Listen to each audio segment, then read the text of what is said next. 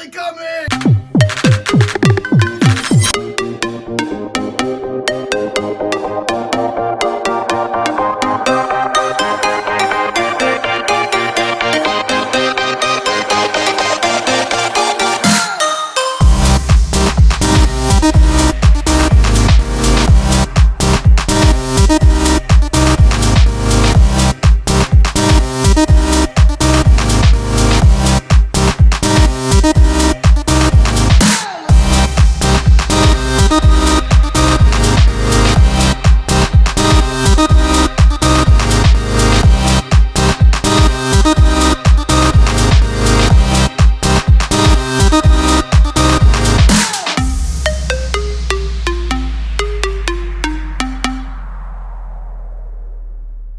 Man, this project has been a lot of fun, bunch of free food, and my fish are happy. But without further ado, let's go ahead and dive into this pre-filter for my aquaponics system. Pretty much straight from my overflow, it dumped straight into the filter. From the filter, as you can see, the aquaponics system is doing great. Definitely stick around to get an update on that.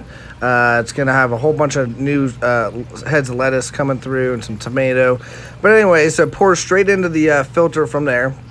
After that, there's an overflow from the aquaponics system. You can see it draining into the fish tanks from there, and it flows back to the sump tank.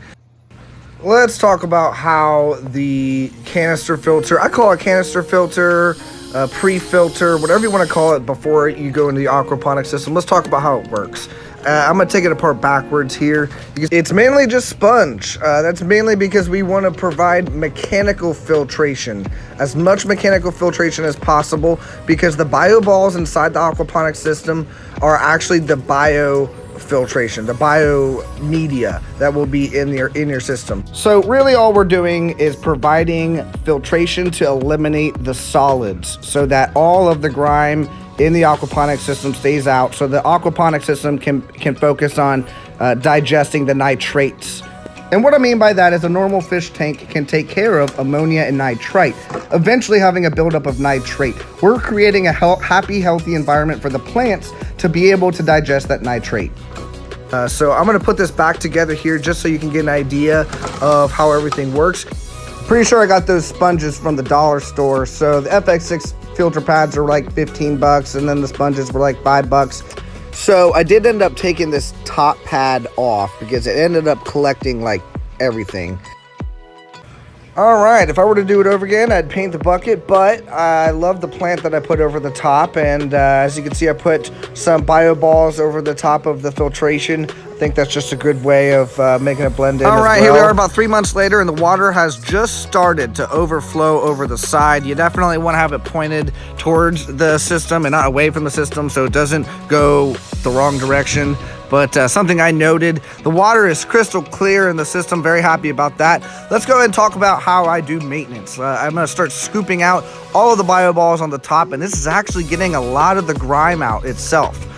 Make sure you are always using fish tank water for rinsing out filter material and media. I'm going to have 3 buckets here. I'm going to rinse it in 1 bucket, 2nd bucket, and then dump all of the pebbles into the 3rd bucket. Obviously, the 1st bucket is full of the dirtiest water.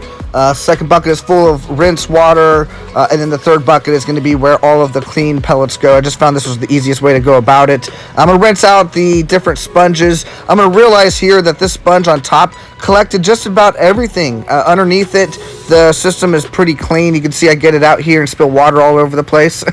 But most of the nasty grime was collected by the bio balls and that top filter pad. So when I put this together again, I'm going to put it together without that top filter pad, and I think I could get a lot more than 3 months out of it. So all I have left to do from here really is to rinse out those filter pads on top, toss them back in there, fill the pellets back up on top, and I am good to go.